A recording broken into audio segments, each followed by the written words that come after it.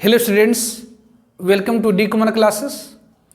तो आज हम लोग एसिड बेस लेक्चर नंबर 5 करेंगे और आज के लेक्चर में हम लोग डिस्कस करेंगे Lewis theory for acid base. तो जैसा हम लोगों ने शुरू किया था 3 modern theories of acid base, that is Arrhenius theory for acid base, Bronsted Lowry theory for acid base and Lewis theory for acid base. तो हम लोगों ने Arrhenius theory for acid base पढ़ा।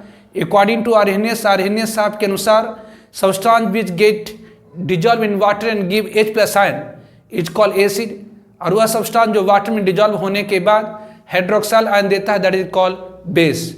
फिर हम लोगों ने ब्रॉन्स-लॉरी थ्योरी पढ़ी। ब्रॉन्स-लॉरी थ्योरी के अनुसार वह स्पेसीज जो एक H+ आयन दूसरे को देता हो या दे सकता हो वह एसिड, जबकि वह स्पेसीज जो दूसरे से एक H+ आयन लेता हो या ले सकता हो कहलाएगा बेस। और इसी में हम लोगों ने पढ़ा था conjugate acid base pair. Conjugate acid base pair differ by H+ ion. किसी एसिड के अगर कंजुगेट बेस लिखनी है तो उसमें से एक H+ आयन को निकाल दीजिए। अगर एसिड स्ट्रांग है तो उसकी कंजुगेट बेस वीक होती है, और एसिड अगर वीक है तो उसकी कंजुगेट बेस स्ट्रांग होती है। और आज हम लोग शुरू करेंगे Lewis theory for acid base. तो लेविस साहब के अनुसार एसिड वह सब्सटेंस है जो दूसरे से एक जोड़ी इलेक्ट्रॉन एक्सेप्ट करता है, स्पेसीज विच एक्सेप्ट और can accept a lone pair electron from other is called acid. Lewis साहब के अनुसार कोई ऐसी मॉलिक्यूलर आयन, कोई ऐसी स्पेसीज जो दूसरे से एक लोन पेयर इलेक्ट्रॉन एक्सेप्ट करता हो या एक्सेप्ट कर सकता हो वो कहलाएगा एसिड। और वह स्पेसीज मतलब वह मॉलिक्यूलर आयन जो दूसरे को एक लोन पेयर इलेक्ट्रॉन देता हो या दे सकता हो वो कहलाएगा बेस। तो आज हम लोग शुरू करेंगे Lewis theory for acid base. Lewis theory for acid base. Lewis theory for acid base, Lewis साहब की थ्योरी एसिड बेस का। तो अकॉर्डिंग टू दिस थ्योरी, मतलब इनके थ्योरी के अनुसार, अकॉर्डिंग टू दिस थ्योरी, इनकी थ्योरी के अनुसार acid, what is acid? Acid क्या है? तो स्पेसीज कहने का मतलब कोई ऐसा molecular ion which species which accept और can accept a lone pair electron. Lone pair electron मतलब इलेक्ट्रॉन की निर्जन जोड़ी, मतलब ऐसे इलेक्ट्रॉन पेयर जो शेयरिंग में भाग नहीं लिए। तो स्पेसीज विच एक्सेप्ट और can accept a lone pair electron from other and form करता हो and form coordinate bond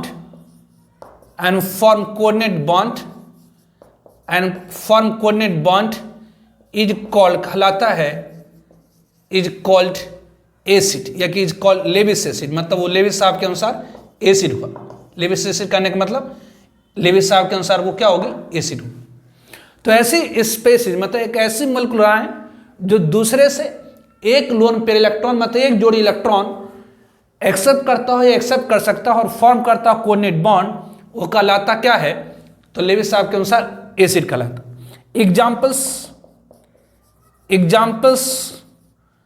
examples of Lewis acid. Lewis acid के एग्जाम्पल्स ऑफ लेविस एसिड। तो फर्स्ट वन इज, पहली example electron deficient molecules. Electron deficient molecules are examples of Lewis acid.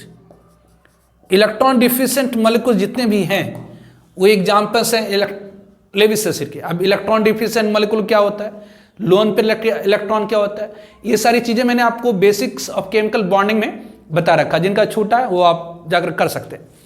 तो examples of Lewis acid, first one is electron deficient molecules are examples of Lewis acid. अब electron deficient molecule क्या होती है? तो ऐसी molecule जिसमें atom की octet पूरी नहीं हुई है।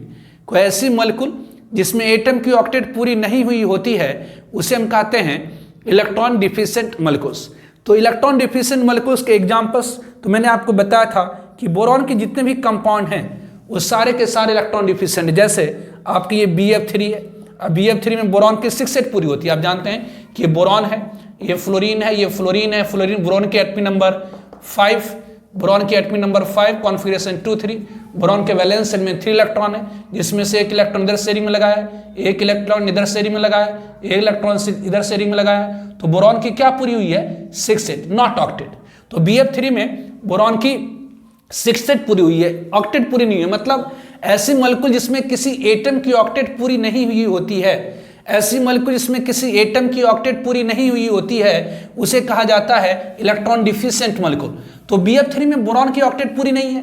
तो अगर ऑक्टेट पूरी नहीं है तो ये अपनी ऑक्टेट को पूरा करने के लिए दूसरे से इलेक्ट्रॉन पेयर को एक्सेप्ट करेगा और फॉर्म करेगा coordinate bond.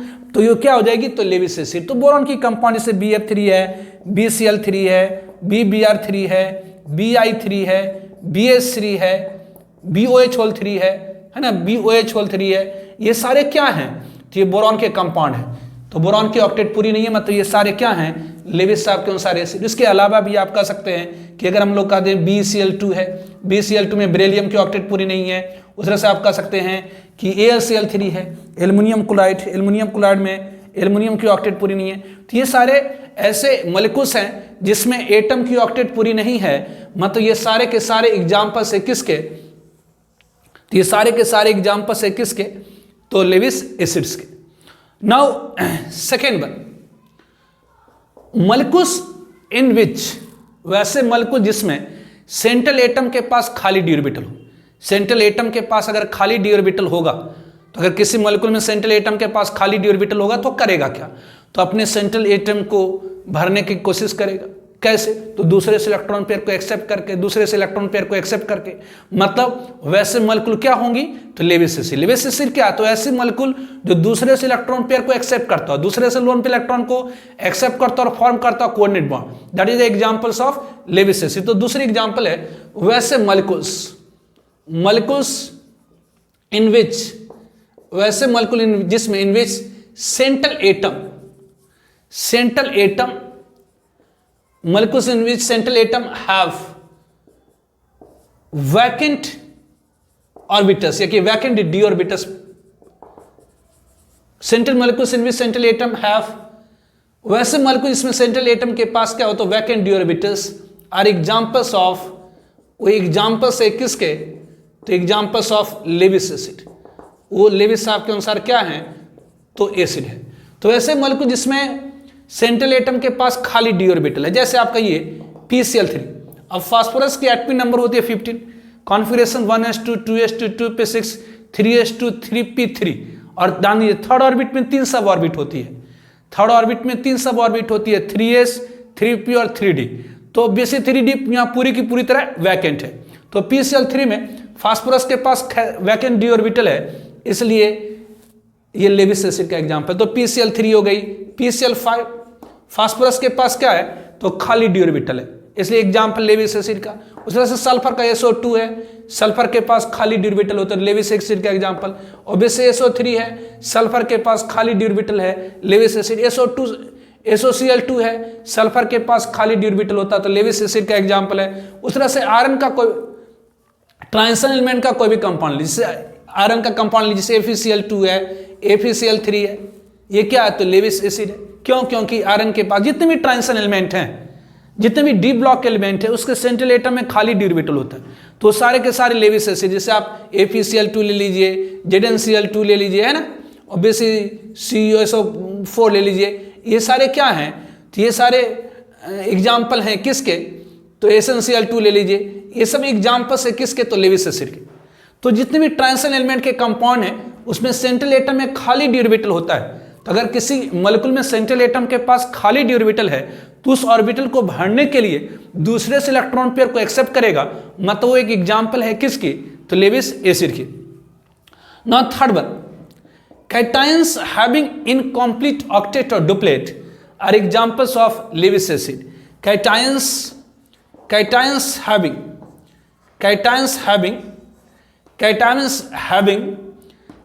having incomplete octet, cations having incomplete octet or duplet are examples of Lewis acid, वो सारे एग्जाम्पल्स है किसकी, तो लेविस एसिड की। तो ऐसे कैटायन जिसकी ऑक्टेट पूरी नहीं हुई होती है वो एक एग्जाम्पल है किसकी, तो लेविस एसिड की। जैसे आप कह दीजिए कि अगर आपके पास Zn+2 है तो Zn+2 इसका मतलब क्या हुआ, तो देखिए जिंक की एटॉमिक नंबर होती है 30, कॉन्फ़िगरेशन होती है 2 8 18 2, अब बेस 18 10 28 2 30। अब यहाँ पर जिंक में से 2 इलेक्ट्रॉन अगर निकल जाए तो Zn+2 है, तो ये क्या है, तो 2 8 18, तो यहाँ पर क्या है, तो 18 है, नॉट 8, ये 8 नहीं है। तो ये Zn+2 में क्या है, तो वैलेंस शेल में 18 इलेक्ट्रॉन है, तो ये Zn+2 ले लीजिए, आप Ag+ ले लीजिए, ये सब Cu+ ले लीजिए, है ना। ये आपका क्या है, तो ऐसे ये सारे ऐसे कैटायंस और भी ले सकते हैं, जैसे आप CH3+ ले लीजिए, CH3+ ले लीजिए, H+ ले लीजिए। तो ये सारे ऐसे कैटायंस हैं जिसमें ऑटमोस्ट ऑर्बिट है उसकी ऑक्टेट पूरी नहीं है, मतलब कैटायंस हैविंग इनकम्प्लीट ऑक्टेट। जैसे अगर Na+ आप ले लेते हैं, अगर आप Na+ ले लेते हैं तो ध्यान दीजिए, अगर सोडियम की एटॉमिक नंबर कितनी होती है, तो 11 होती है। सोडियम की एटॉमिक नंबर कितनी होती है, तो 11 होती है। तो कॉन्फ़िगरेशन क्या हो गया, तो 2 8 1। अरे सोडियम में से एक इलेक्ट्रॉन निकाल लीजिए तो Na+ हो गया, तो 2 8, इसके वैलेंस शेल में कितना हुआ, 8 इलेक्ट्रॉन। तो ये ऐसा कैटायन है जिसकी ऑक्टेट पूरी है। लेकिन अगर आप Ag+ ले लीजिए, Cu+ ले लीजिए ना, तो ये सब क्या है, तो ऐसे कैटायन जिसकी ऑक्टेट पूरी नहीं है। तो Zn+2 है, Ag+ है, Cu+ है, आप Fe+2 ले लीजिए, Ab+2 ले लीजिए, CO+3 ले लीजिए, है ना। ये सब क्या है, तो ऐसे कैटायंस है जिसकी ऑक्टेट पूरी नहीं है। तो ये सारे कैटायंस क्या होते हैं, तो लेविस एसिड होते हैं। तो लेविस साहब के अनुसार वह स्पेसिस कहने का मतलब कोई मॉलिक्यूलर आयन जो दूसरे से एक जोड़ी इलेक्ट्रॉन एक्सेप्ट करता हो या एक्सेप्ट कर सकता हो और फॉर्म करता हो कोऑर्डिनेट बॉन्ड, वो कहलाता क्या है, तो लेविस साहब के अनुसार एसिड। इसके examples, electron deficient molecules are examples of Lewis acid. Electron deficient molecules क्या होती हैं, तो ऐसी मॉलिक्यूल जिसमें सेंट्रल एटम की ऑक्टेट पूरी नहीं होती, वो क्या है, तो इलेक्ट्रॉन डिफिशिएंट मॉलिक्यूल है। वैसे मॉलिक्यूल जिसमें सेंट्रल एटम के पास खाली डी ऑर्बिटल होता है, वो एक एग्जांपल है किसका, तो लेविस एसिड का। और वैसे कैटायन जिसकी ऑक्टेट पूरी नहीं होती है या डुप्लेट पूरी नहीं है, जिससे H+ का डुप्लेट पूरी नहीं है, तो ये सारे एग्जांपल्स है किसके, तो लेविस एसिड के। ध्यान रखें, कैटायन जिसकी ऑक्टेट पूरी होती है उसके अंदर बहुत कम टेंडेंसी होती है, लिटिल टेंडेंसी होती है, नहीं के बराबर टेंडेंसी होती है लोन पे इलेक्ट्रॉन एक्सेप्ट करने की। इसलिए उसे हम लोग कहते हैं कि वो वेरी वेरी बिग लेविसेट है, वेरी वेरी बिग लेविसेट। जैसे आप Na+ ले लीजिए, K+ ले लीजिए, इन सब के ऑटोमोस्ट ऑर्बिट में क्या है, 8 इलेक्ट्रॉन है। अब इन सब के अंदर बहुत कम या कि नहीं के बराबर टेंडेंसी होती है इलेक्ट्रॉन पेयर एक्सेप्ट करने के लिए, सिस्टम कहते हैं these are very very big Lewis acid. ठीक है, नोट ध्यान रखें, वैसे कैटायंस जिसकी ऑक्टेट पूरी होती है, तो नोट ध्यान रखें, note cations having complete octet, cations having complete octet have little tendency to accept lone pair electron, so these are very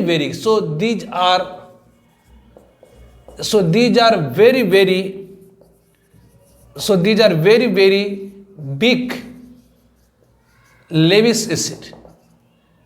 ये सारे बहुत ही बिग लेविस एसिड होते हैं। फॉर एग्जांपल जैसे आप कहें कि जी Na+ है, इसके ऑटोमोस्ट ऑर्बिट में इलेक्ट्रॉन है, K+ कहें, Rb+ कहें, है ना, Cgm+ आयन कहें, Mg+2 आयन कहें, Ca+2 आयन कहें। तो ये सारे वैसे कैटायंस हैं जिसके ऑटोमोस्ट ऑर्बिट में कितना है, तो 8 इलेक्ट्रॉन है। तो इन सब के अंदर नहीं के बराबर टेंडेंसी होती है लोन पे इलेक्ट्रॉन एक्सेप्ट करने की। जैसे एक बार पूछा था कि which is stronger Lewis acid, which is stronger Lewis acid, कौन स्ट्रॉन्गर लेविस एसिड है, ऑब्वियसली Ag+ और Na+। अब देखिए Ag+ सिल्वर के ऐसे एटॉमिक नंबर होती है 47 और उसमें से एक इलेक्ट्रॉन निकाली तो 46। तो Ag+ की जो कॉन्फ़िगरेशन है हो जाएगा 2 8 18 18। ये इस कहते हैं it is a pseudo inert, ये होता है सूडो। अगर किसी भी एटम के आउटरमोस्ट ऑर्बिट में 18 इलेक्ट्रॉन हो तो उसे सूडो इनर्ट मतलब छद्म। देखने में आपको लग रहा है 8, ये देखने में लग रहा है 8, लेकिन ये ऑक्टेट नहीं है बल्कि 18 इलेक्ट्रॉन। जबकि Na+ के आउटरमोस्ट ऑर्बिट में कितना इलेक्ट्रॉन है? सोडियम के एटॉमिक नंबर 11, कॉन्फिगरेशन 281। अगर एक इलेक्ट्रॉन निकाल दीजिए तो Na+ हो गया तो 28। ये क्या हो गया आपका इनर्ट। अब इनर्ट कॉन्फिगरेशन, अब इसके अंदर क्या है? Have little tendency. यहां पर क्या होगा? Have little tendency to accept electron pair, have little tendency to accept electron pair, have little tendency to accept electron pair, accept electron pair. इसलिए क्या हो गया? Very big. इसलिए जो एसिडिक स्ट्रेंथ होगी वह Ag+, इसलिए जो एसिडिक स्ट्रेंथ हो जाएगा किसकी? तो जो एसिडिक स्ट्रेंथ Ag+ की ज्यादा हो जाएगी किससे? तो Na+। तो ध्यान रखेंगे कि वैसे कैटायन जिसके आउटरमोस्ट ऑर्बिट में 8 इलेक्ट्रॉन पूरा हो चुका है, मतलब कॉन्फिगरेशन इनर्ट हो चुकी है, उसके अंदर लिटिल टेंडेंसी होती है, नहीं के बराबर टेंडेंसी होती है दूसरे से इलेक्ट्रॉन पेयर एक्सेप्ट करने की। इसलिए उसे हम लोग कहते हैं very very big Lewis acid है। जैसे Na+, K+, Rb+, Cs+, ये सारे वैसे कैटायंस हैं जिसके आउटरमोस्ट ऑर्बिट में 8 इलेक्ट्रॉन पूरा हो चुका है, मतलब कॉन्फिगरेशन इनर्ट हो चुकी है। इसके अंदर बहुत कम टेंडेंसी है या नहीं के बराबर टेंडेंसी है इलेक्ट्रॉन पेयर एक्सेप्ट करने के लिए, इसलिए इन सबको कहेंगे very very big Lewis acid. एक बार पूछा था जेई के अंदर कि कौन स्ट्रॉन्गर लेविस एसिड है, Ag+ की Na+। तो Ag+ की कॉन्फिगरेशन लिखेंगे तो आउटरमोस्ट ऑर्बिट में 18 इलेक्ट्रॉन आएगा, जबकि Na+ की कॉन्फिगरेशन लिखेंगे तो लास्ट आउटरमोस्ट ऑर्बिट में 8 इलेक्ट्रॉन आएगा। तो 18 इलेक्ट्रॉन को कहते हैं सूडो इनर्ट, 8 को कहते हैं इनर्ट। क्योंकि 8 इलेक्ट्रॉन, ध्यान ये कंफ्यूज नहीं करनी कि 18 है यहाँ पर 8, ये 18 है न कि 8 है। तो 18 है तो उसे कहते हैं सूडो इनर्ट है। देखने में लग रहा है आपको लास्ट में 8, लेकिन एक्चुअली ये 18 है। इसलिए इसके अंदर बहुत कम टेंडेंसी होती है इलेक्ट्रॉन पेयर एक्सेप्ट करने के लिए। से एक एग्जाम्पल है किसका? तो very very big Lewis acid का, मतलब Ag+ स्ट्रॉन्गर लेविस एसिड होगी किससे? Na+। नाउ बेस, तो लेविस साहब के अनुसार बेस क्या है? तो स्पेसिस कहने का मतलब ऐसा मॉलिक्यूलर आयन विच डोनेट और can donate a lone pair electron. Lone pair electron क्या होती है? तो इलेक्ट्रॉन की ऐसी जोड़ी जो साझेदारी में भाग नहीं ली है। तो स्पेसिस कहने का मतलब कोई ऐसा मॉलिक्यूलर आयन जो डोनेट करता और डोनेट कर सकता है, स्पेसिफिक डोनेट और can donate a lone pair electron to other और examples of to other species which donate or can donate a lone pair electron to other and form coordinate bond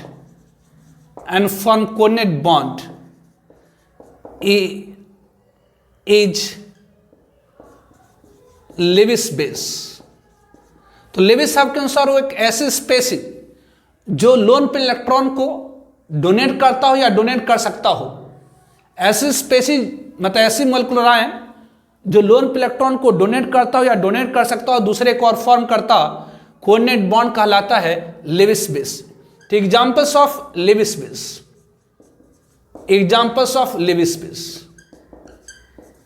base के examples, तो obviously first one molecules having lone pair electron, वैसे molecules जिसके पास lone pair electron है। Lone pair electron आपको मैंने बताया था, lone pair electron are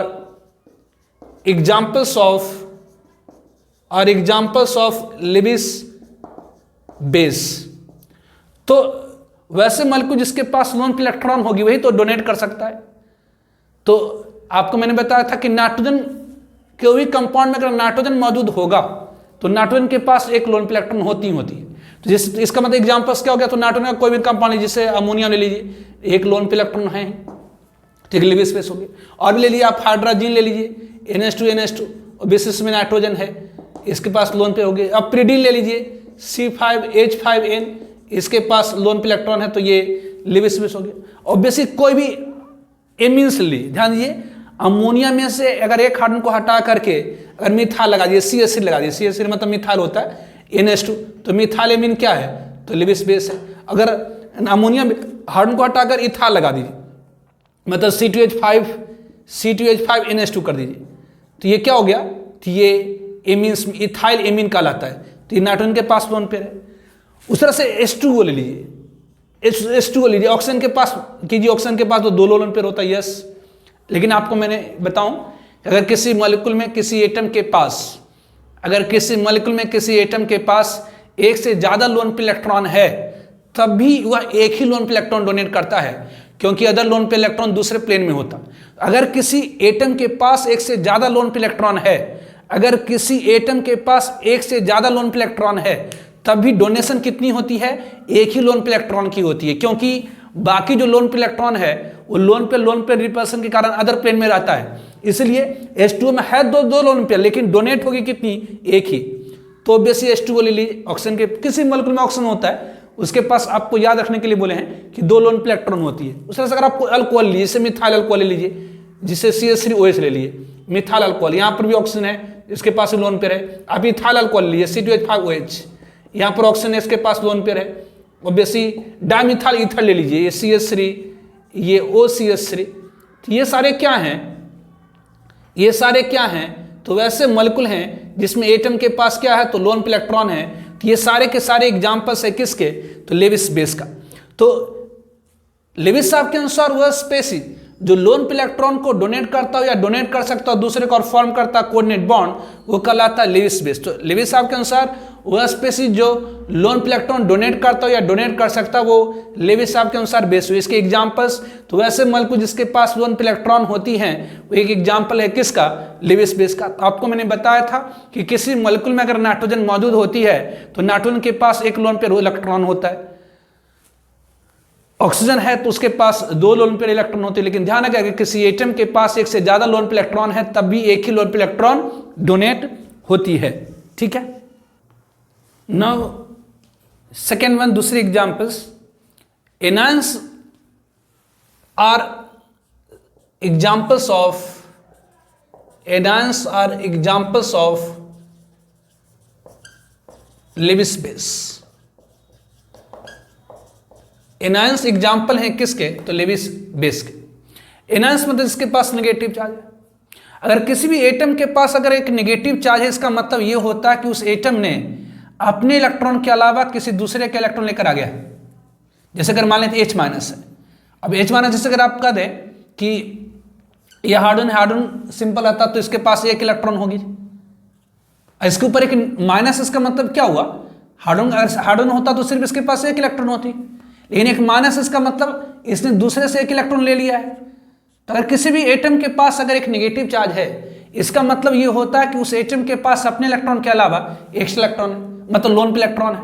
lone pair मतलब इलेक्ट्रॉन के ऐसी पेयर जो साझेदारी में भाग नहीं लिए। तो जितनी भी एनायंस होती है उसके पास एक लोन पेयर होती है, जितनी भी एनायंस उसके पास एक लोन पेयर इलेक्ट्रॉन होती है। मतलब वो एक एग्जाम्पल है किसका, लेविस बेसिस का। जैसे H- हो गया, ऑब्वियसली F- है। अब फ्लोरीन की एटॉमिक नंबर 9, कॉन्फिगरेशन 2-7, सिर्फ फ्लोरीन होता तो 2, 2, 4, 2, 6 और एक 7 होता, लेकिन एक माइनस कर दीजिए तो ये लोन पे इलेक्ट्रॉन होंगे। अब Cl- क्लोरीन होता, क्लोरीन की एटॉमिक नंबर 17, कॉन्फिगरेशन 287, क्लोरीन के वैलेंस में 7 इलेक्ट्रॉन, 2, 2, 4, 2, 6, 1, 7, लेकिन एक माइनस आप बोल रहे हैं, इसका मतलब ये लोन पर होगा ही होगा। उस तरह से अगर आप कहिए I- आयोडीन, Br-, तो Br- के पास ब्रोमीन की एटॉमिक नंबर 35, कॉन्फिगरेशन 2, 18, 7, मतलब ब्रोमीन के वैलेंस में 7 इलेक्ट्रॉन, 2, 2, 4, 2, 6, 1, 7, एक माइनस बोल रहे हैं, इसका मतलब दिस वन।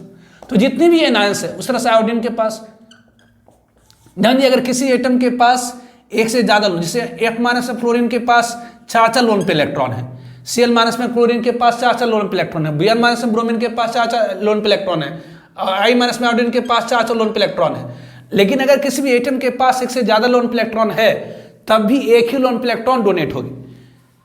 तो ये सारी क्या है, तो एनायंस है। एनायंस के पास लोन पे इलेक्ट्रॉन होती है, मतलब एक एग्जांपल है किसका, तो लेविस बेस का।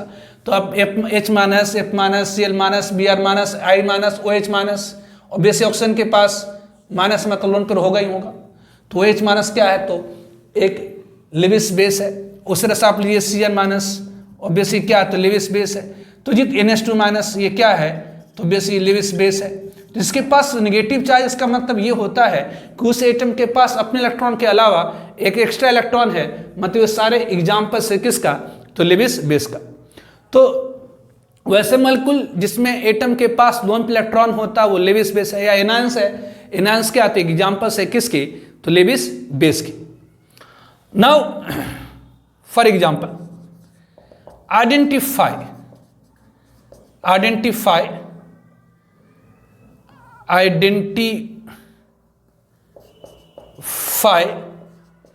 Lewis acid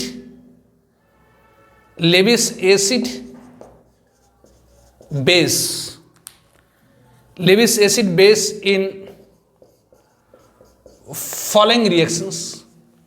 in following reactions. First one, NH3 BF3 मिलकर के NH3 BF3 एडक्ट दे रहा। सेकेंड वन, ये BF3 F माइनस मिल करके BF4 माइनस दे रहा। थर्ड वन, ये NH3 H प्लस मिल करके NH4 प्लस दे रहा। Fourth one H2O H plus मिल करके H3 प्लस दे रहा। Fifth one I2 I minus मिल करके I3 माइनस दे रहा। इन सब में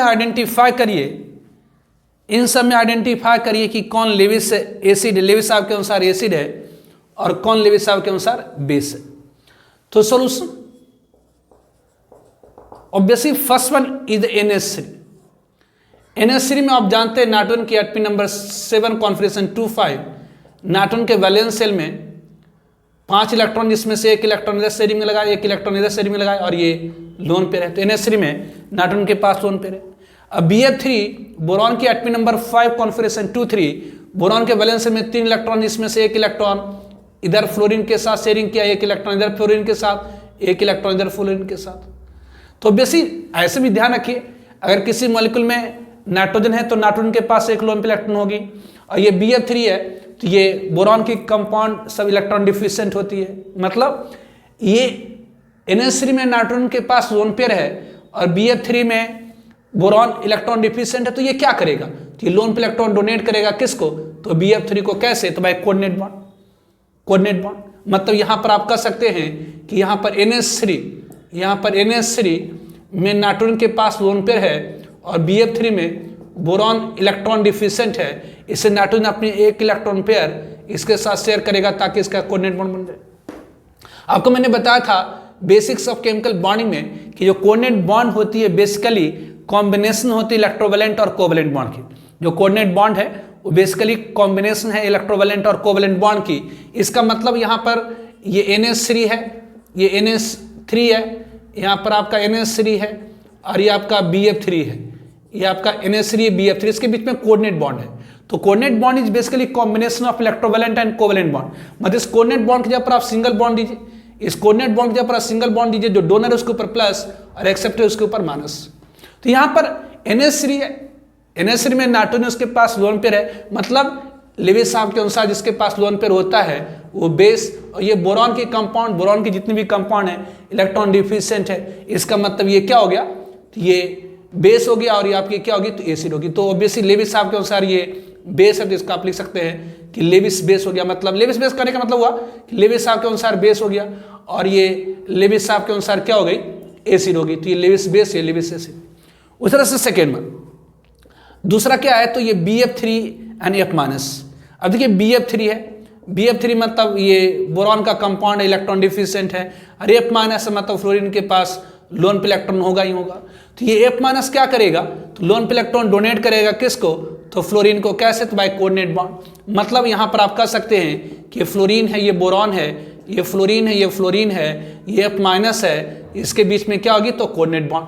लेविस साहब के अनुसार जो लेविस बेस होता है वो इलेक्ट्रॉन पेयर को डोनेट करता है, लेविस एसिड को और फॉर्म करता है कोऑर्डिनेट बॉन्ड। अब coordinate bond is basically combination of electrovalent and covalent bond. मतलब यहाँ पर ये फ्लोरीन है, ये बोरॉन है, ये फ्लोरीन है, ये फ्लोरीन है, ये आपका F माइनस है। ये कोऑर्डिनेट बॉन्ड जहाँ पर आप दे सकते हो सिंगल बॉन्ड, आपको मैंने बताया था बेसिस ऑफ केमिकल बॉन्ड में कि coordinate bond is basically combination of electrovalent and covalent bond. मतलब इस कोऑर्डिनेट बॉन्ड जहाँ पर आप सिंगल बॉन्ड दीजिएगा, जो डोनर उसके ऊपर प्लस दीजिएगा, एक्सेप्टर के ऊपर माइनस, तो ये प्लस माइनस चार्ज क्या हो जाएंगी, तो खत्म हो जाएंगे दिस। तो यहाँ पर F माइनस क्या कर रहा, तो लोन पे इलेक्ट्रॉन डोनेट करा, मतलब ये लेविस साहब के अनुसार क्या हो गई, तो ये बेस हो गई, और ये लोन पे इलेक्ट्रॉन को एक्सेप्ट कर रहा है, इसका मतलब लेविस साहब के अनुसार ये क्या हो गई, तो एसिड हो गई। तो ये लेविस एसिड है और ये लेविस बेस हो गया। उस तरह से थर्ड वन में आइए। थर्ड वन में क्या है, तो थर्ड वन इज NH3। अब ये NH3 है, ये नाइट्रोजन के पास क्या होती है, तो लोन पे इलेक्ट्रॉन होती है। NH3 में नाइट्रोजन के पास लोन पे इलेक्ट्रॉन है, ये H प्लस है। तो यहाँ पर क्या होगा, तो ये नाइट्रोजन लोन पे इलेक्ट्रॉन डोनेट करेगा H प्लस को और फॉर्म करेगा कोऑर्डिनेट बॉन्ड। मतलब ये आपका क्या है, तो NH3 है, NH3 है, ये आपका H प्लस है, इसके बीच में क्या होगी, तो कोऑर्डिनेट बॉन्ड। तो ये coordinate bond is basically combination of electrovalent and covalent bond. मतलब यहाँ पर आप लिख सकते हैं H है, ये N है, ये H है, ये H है, ऑब्वियसली H प्लस है। इस कोऑर्डिनेट बॉन्ड के जगह पर आप क्या देंगे, इस कोऑर्डिनेट बॉन्ड के जगह पर क्या देंगे, तो सिंगल बॉन्ड। इस कोऑर्डिनेट बॉन्ड के जगह पर क्या देंगे, सिंगल बॉन्ड, जो डोनर उसके ऊपर plus, acceptor minus. Coordinate bond basically combination है किसका, इलेक्ट्रोवैलेंट एंड कोवैलेंट बॉन्ड का। मतलब ये कोऑर्डिनेट बॉन्ड जब आप देंगे एक सिंगल कोवैलेंट बॉन्ड, जो डोनर है उसके ऊपर प्लस, एक्सेप्टर के ऊपर माइनस, प्लस माइनस खत्म हो जाएगा दिस पर। तो यहाँ पर NH3 क्या हो गई, तो ये लेविस साहब के अनुसार बेस हो गई। लेविस साहब के अनुसार ये क्या होगी, तो ये बेस, और ये लेविस साहब के अनुसार क्या हो गई, तो एसिड हो गई। ये लेविस एसिड हो गई, ये लेविस एसिड हो गई। उस तरह से फोर्थ वन क्या है, H2O। आप जानते हैं H2O में ऑक्सीजन है, ऑक्सीजन के पास क्या होती है, तो लोन पे इलेक्ट्रॉन होती है।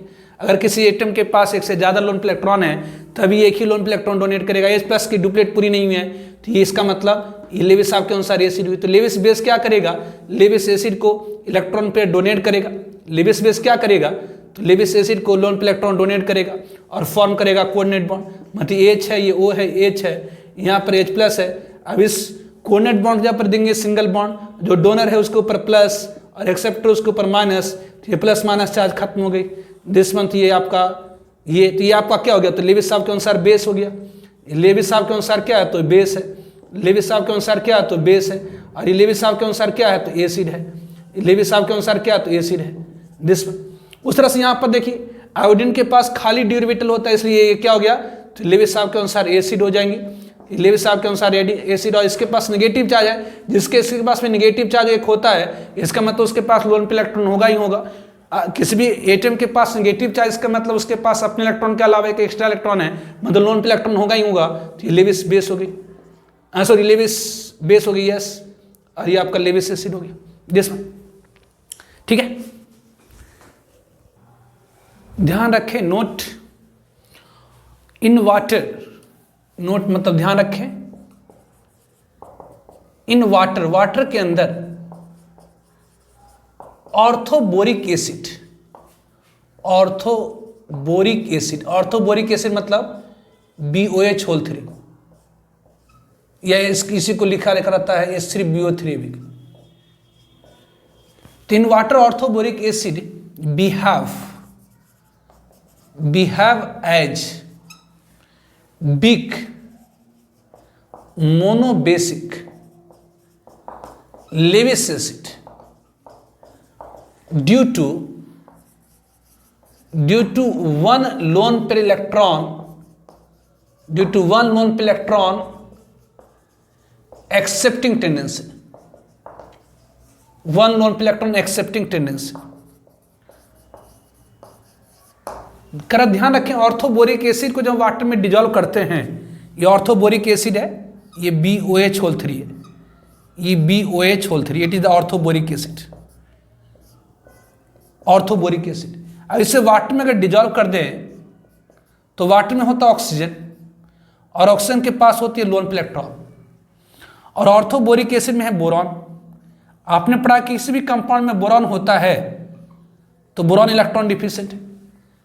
तो ऑर्थोबोरिक एसिड को वाटर में डिजोल्व कर देंगे, और ऑर्थोबोरिक एसिड को वाटर में डिजोल्व कर देंगे तो ये वाटर में ऑक्सीजन के पास लोन पे इलेक्ट्रॉन होता है, ये क्या करता, तो लोन इलेक्ट्रॉन डोनेट करेगा किसको, तो बोरॉन को बाई कोऑर्डिनेट बॉन्ड। मतलब यहां पर अगर ऑर्थोबोरिक एसिड को वाटर में डिजॉल्व कर देंगे तो वहां पर बोरॉन है, वहां पर बोरॉन है, बोरॉन इलेक्ट्रॉन डिफिशिएंट है, बोरॉन की जितनी भी कंपाउंड इलेक्ट्रॉन डिफिशिएंट है, और इसके पास लोन पेयर इलेक्ट्रॉन। मतलब ये क्या हो गया, तो ये लोन पेयर इलेक्ट्रॉन डोनेट करेगा किसको, तो बोरॉन को by coordinate bond. Obviously oxygen एक जोड़ी इलेक्ट्रॉन को डोनेट करेगा किसको, तो बोरॉन को। क्यों, क्योंकि इलेक्ट्रॉन डिफिशिएंट कंपाउंड है। मतलब ये लोन पेयर इलेक्ट्रॉन डोनेट कर रहा है, इसका मतलब लेविस साहब के अनुसार ये बेस हो गई, और ये लोन पेयर इलेक्ट्रॉन एक्सेप्ट कर रहा है, इसका मतलब ये लेविस साहब के अनुसार क्या हो गई, तो एसिड हो गई। तो ये लेविस बेस, ये लेविस एसिड। तो ऑर्थोबोरिक एसिड को अगर वाटर में डिजॉल्व करेंगे तो ऑक्सीजन क्या करेगा, लोन पेयर इलेक्ट्रॉन डोनेट करेगा किसको, तो बोरॉन को, और फॉर्म करेगा कोऑर्डिनेट बॉन्ड।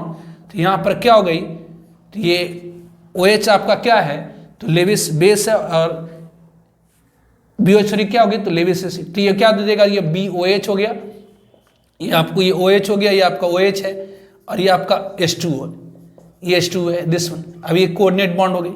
अभी कोऑर्डिनेट बॉन्ड की जगह पर आप दे सकते हैं सिंगल बॉन्ड। कोऑर्डिनेट बॉन्ड के ऊपर क्या देंगे, सिंगल बॉन्ड, और जो डोनर उसके ऊपर क्या, तो प्लस, और एक्सेप्टर के ऊपर क्या, तो ये माइनस। अब जैसे ही ऑक्सीजन के ऊपर पॉजिटिव चार्ज आती है, आप जानते हैं oxygen is the second most electronegative element of periodic table. अब जैसे इसके ऊपर पॉजिटिव चार्ज आती है, ये अगल बगल के इलेक्ट्रॉन को खींचना शुरू कर देता है स्ट्रांगली। किसी भी एटम के ऊपर अगर एक oxygen is the second most electronegative element of the periodic table, oxygen periodic table का दूसरा सबसे ज्यादा इलेक्ट्रोनेगेटिव एलिमेंट है, और इसके ऊपर अगर पॉजिटिव चार्ज आ जाए तो इसकी इलेक्ट्रॉन नेगेटिविटी, मतलब इलेक्ट्रॉन पेयर को अपनी ओर खींचने की टेंडेंसी और ज्यादा बढ़ जाती है। तो क्या होती है कि ऑर्थोबोरिक एसिड को वाटर में डिजॉल्व कर आपने, तो ऑक्सीजन ने लोन पेयर इलेक्ट्रॉन डोनेट किया किसको, तो बोरॉन को, और फॉर्म किया क्या, कोऑर्डिनेट बॉन्ड। अब coordinate bond is basically combination of electrovalent and covalent bond. मतलब इस कोऑर्डिनेट बॉन्ड की जगह आप क्या देंगे, तो सिंगल बॉन्ड देंगे, और जो डोनर उसके ऊपर पॉजिटिव और एक्सेप्टर उसके ऊपर नेगेटिव। अब जैसे इसके ऊपर पॉजिटिव चार्ज आई, इसकी इलेक्ट्रॉन नेगेटिविटी ड्रास्टिकली इंक्रीज करी, तो अगल बगल के इलेक्ट्रॉन पेयर को मोर स्ट्रांगली और ज्यादा ताकत से खींचना शुरू करा। तो हार्डन तो यहाँ सबसे कमजोर है, तो ये क्या होता है, हार्डन का इलेक्ट्रॉन ये खींच करके अपने पास रख लेता, और यहाँ से क्या होती है, तो हाइड्रोजन अपने इलेक्ट्रॉन लुटा करके, मतलब इसको छोड़ करके भाग जाता है, और ये बना देता है B, ये OH, ये ऑब्वियसली OH, ये आपका OH, ये आपका OH है ना। ये हाइड्रोजन यहाँ पर क्या करा, ये हाइड्रोजन ये अपने इलेक्ट्रॉन इस ऑक्सीजन को छोड़ करके रिलीज हो गया।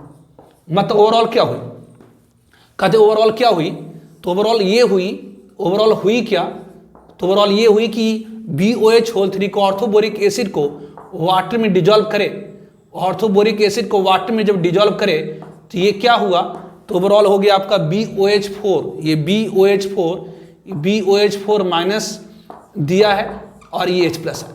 ध्यान दीजिए यहाँ पर जो H प्लस आयन है ये रिलीज हुई है कहाँ से, इट रिलीज फ्रॉम, ये रिलीज हुई है किससे, तो from water molecule, water molecule.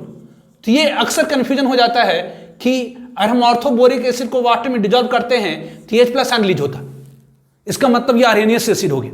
आर्सेनियस साहब के अनुसार एसिड क्या है, तो वह सब्सटेंस जो वाटर में डिजॉल्व होने के बाद H प्लस आयन दे। लेकिन ध्यान दीजिए ऑर्थोबोरिक एसिड को आपने वाटर में डिजॉल्व किया तो यहाँ जो H प्लस आयन रिलीज हुई है वो ऑर्थोबोरिक एसिड मॉलिक्यूल में से नहीं रिलीज हुई है, बल्कि ये H प्लस आयन रिलीज हुई है किससे, तो वाटर मॉलिक्यूल से। तो ये आर्सेनियस एसिड नहीं हुआ। आर्सेनियस साहब के अनुसार वह सब्सटेंस जो पानी में घुलने के बाद अपना H प्लस आयन रिलीज करता हो, लेकिन अब ऑर्थोबोरिक एसिड को वाटर में आपने डिजॉल्व किया है तो H प्लस आयन रिलीज हुई है जरूर, लेकिन वो किससे रिलीज हुई है, तो वाटर मॉलिक्यूल से रिलीज हुई है, न कि ऑर्थोबोरिक एसिड मॉलिक्यूल में से रिलीज हुई है। इसका मतलब ये आर्सेनियस एसिड नहीं है, ये लेविस एसिड है। अब चूंकि एक ही लोन इलेक्ट्रॉन डोनेट कर रहा, यहां पर बोरॉन एक लोन इलेक्ट्रॉन एक्सेप्ट कर रहा, यहां बोरॉन एक लोन इलेक्ट्रॉन एक्सेप्ट कर रहा, इसका मतलब हुआ मोनोबेसिक। मोनोबेसिक मतलब एक लोन इलेक्ट्रॉन एक्सेप्ट करने वाला, लेविस एसिड है। तो ये करा कि ध्यान रखिएगा ऑर्थोबोरिक एसिड को जब हम पानी में डालते हैं, डिजॉल्व करते हैं, तो ये बिहेव करता है बिग मोनोबेसिक लेविस एसिड। ध्यान रखिएगा मोनोबेसिक लेविस, मोनोबेसिक इसलिए क्योंकि एक लोन इलेक्ट्रॉन एक्सेप्ट कर रहा, ये लेविस एसिड इसलिए क्योंकि ये लोन इलेक्ट्रॉन एक्सेप्ट कर रहा। तो ये अक्सर कंफ्यूजन होता है कि ऑर्थोबोरिक एसिड को वाटर में अगर हम डिजॉल्व कर देते हैं तो H प्लस आयन रिलीज हुआ, इसका मतलब ये तो आर्सेनियस एसिड हो जाना चाहिए। नहीं, ऑर्थोबोरिक एसिड को वाटर में आपने डिजॉल्व किया है तो H प्लस आयन रिलीज तो हुई है, लेकिन ऑर्थोबोरिक एसिड मॉलिक्यूल में से नहीं, बल्कि वाटर मॉलिक्यूल में से, इसलिए ये आर्हेनियस एसिड नहीं बल्कि ये क्या है, लेविस एसिड है। तो ये पॉइंट को आप हमेशा क्या रखेंगे, ध्यान में रखेंगे। ठीक है, इस पर कुछ एग्जाम्पल्स आपको मैं करके बताता हूं। तो कुछ एग्जाम्पल्स हम लोग देखते हैं। Which one of the following not a protonic acid. ये प्रोटोनिक एसिड क्या हुई, तो वह एसिड जो H+ आयन रिलीज करता है। ध्यान दीजिए, H+ को प्रोटॉन भी कहा जाता है। H+ मतलब हाइड्रोजन आयन को प्रोटॉन भी कहा जाता है। तो which one of the following not a protonic acid. Protonic acid मतलब जो वह एसिड की मॉलिक्यूल जो H+ आयन रिलीज करती हो, ऐसी मॉलिक्यूल जो अपना H+ आयन रिलीज करता हो उसे हम लोग प्रोटोनिक एसिड भी कहते हैं। अगर एक मॉलिक्यूल एसिड की एक H+ आयन रिलीज करे तो मोनोप्रोटोनिक। अगर एक मॉलिक्यूल एसिड का 2 H+ आयन रिलीज करे तो डायप्रोटिक। अगर 3 H+ आयन रिलीज करे तो ट्राइप्रोटिक। या अगर कोई मॉलिक्यूल एक H+ आयन रिलीज करता है तो उसे कहते हैं मोनोबेसिक एसिड। अगर 2 H+ आयन रिलीज करता है तो dibasic acid. 3 H+ ion release करता है ट्राइबेसिक। तो ये मोनोबेसिक या कि ये मोनोप्रोटिक, डायबेसिक या कि ये डायप्रोटिक, ट्राइबेसिक या कि triprotic. Which one of the following is not a protonic acid. निम्नलिखित में से कौन ऐसी मॉलिक्यूल है जो प्रोटोनिक एसिड नहीं है, मतलब जो H+ आयन रिलीज नहीं करेगा। ध्यान दीजिए क्या है, SO2OH2। ये एक्चुअली H2SO4 है। एक्चुअली ये इसका स्ट्रक्चर लिखा हुआ कि H2SO4 का स्ट्रक्चर क्या होता है, इसमें 2 H होता है, इसमें 2 H होता है और ये S डबल बॉन्ड O, ये डबल बॉन्ड O होता है, ये आपका OH होता है। ये मतलब एक्चुअली क्या है, H2SO4 है। तो H2SO4 क्या होता, तो पानी में घुलने के बाद ये क्या करता, तो 2 H+ आयन देता है। ये क्या करता, तो 2 H+ आयन देता, मतलब ये क्या हो गई, तो ये डायप्रोटिक एसिड हो गई। तो मतलब ये प्रोटिक एसिड हो गई। अब उस तरह से BOH3 को अगर आपने पानी में डाला तो अभी जैसा आपने देखा तो ये क्या होगा, तो BOH4 माइनस और H+ आयन दिया। तो H+ आयन कहाँ से रिलीज हुई है, तो it is release from water molecule.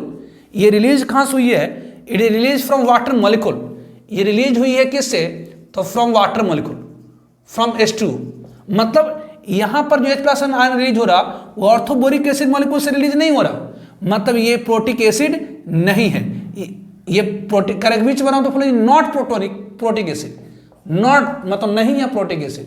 तो ये मॉलिक्यूल H+ आयन रिलीज करेगा मतलब प्रोटिक एसिड। ये अपना H+ आयन रिलीज नहीं कर रहा तो ऑब्वियसली इसलिए प्रोटिक एसिड नहीं हुआ। ये आपका हो गया H3PO4। ध्यान ये POOH बोलते, एक्चुअली क्या है, H3PO4 है, H3PO4 है।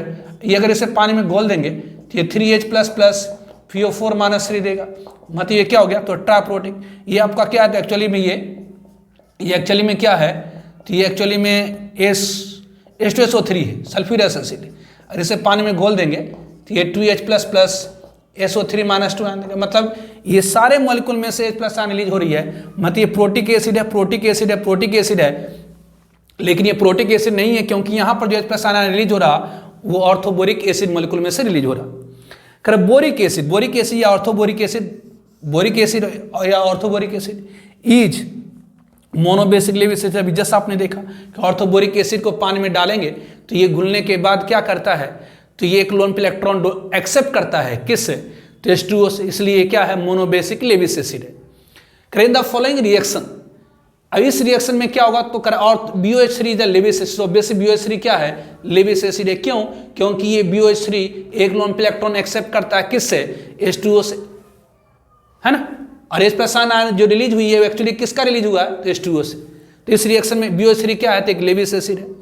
अनदर एग्जांपल करा, the total number of diprotic acid among the following is. इन सब में से कितनी ऐसी एसिड की मॉलिक्यूल है जो डायप्रोटिक है। डाय मतलब 2, प्रोटिक मतलब H+ आयन रिलीज करने वाला। तो H3PO4 ये क्या है, तो ये ट्राइप्रोटिक है।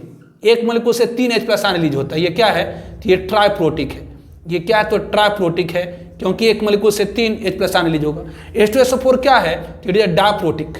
ये क्या है, तो डायप्रोटिक है। क्यों, क्योंकि एक मॉलिक्यूल से 2 H+ आयन रिलीज होगा। ये H3PO3 it is a phosphorus acid. ये अभी आपको मैंने बताया था, H3PO4 ट्राइप्रोटिक होता है और H3PO3 आपका डायप्रोटिक होता है। ये आपका क्या है, तो डायप्रोटिक होता है। आपको मैंने बताया था फर्स्ट लेक्चर में ही कि H3PO3 is the phosphorus acid. ये क्या है, तो डायप्रोटिक है। H2SO7 ये आपका क्या, तो इसे एक मॉलिक्यूल से 2 H+ आयन रिलीज होगा, इसलिए क्या हो गया, तो डायप्रोटिक एसिड हो गई। H2CO3 कार्बनिक एसिड, इसे 2 H+ आयन रिलीज होता है, इसलिए क्या हो गया, तो ये डायप्रोटिक हो गया। ये आपका डायप्रोटिक हो गया। और बेसिक H3PO2 हाइपोफॉस्फोरस एसिड, इसके एक मॉलिक्यूल से ऑब्वियसली एक H प्लस आयन रिलीज होता है, इसे मोनोप्रोटिक है, ये आपका क्या होता है, मोनोप्रोटिक होता है। एक मॉलिक्यूल से एक ही H प्लस आयन रिलीज होता है, मोनोप्रोटिक। H2CrO4 ऑब्वियसली इससे 2 H प्लस आयन रिलीज होता है, तो ये आपका डायप्रोटिक हो गया, ये आपका डायप्रोटिक हो गया। H2SO3 सल्फ्यूरिक एसिड, इसके एक मॉलिक्यूल से 2 H प्लस आयन रिलीज हुआ, तो ये आपका क्या हो गया, तो डायप्रोटिक हो गया। उस तरह से ये H3BO3 ये क्या है, ये मोनोबेसिक लेविस एसिड है, ये क्या है, मोनोबेसिक लेविस एसिड, ये नॉट लेविस एसिड, ना कि प्रोटिक एसिड है, ये लेविस एसिड है। तो क्वेश्चन में करा कि the total number of diprotic acid among following, तो ये ट्राइप्रोटिक है, ये डायप्रोटिक है, ये डायप्रोटिक है, ये डायप्रोटिक है, डायप्रोटिक है, ये मोनोप्रोटिक है, डायप्रोटिक डायप्रोटिक, 1 2 3 4 5 6, तो आंसर ये इसका कितना होएगा, तो 6। इंटीजर टाइप क्वेश्चन है, जेईई एडवांस में पूछा हुआ, ये 6, यहाँ डायप्रोटिक एसिड की संख्या कितनी होगी, तो 6 होगी। तो इस तरह से हम लोगों ने different modern theories of acid देखा, Arrhenius theory, Bronsted Lowry theory and Lewis theory, और इस पर बेस्ड हम लोगों ने कुछ क्वेश्चंस भी लगाया है, और बाकी क्वेश्चंस आप असाइनमेंट से करेंगे। तो ये आपका हो गया एसिड बेस, ठीक है।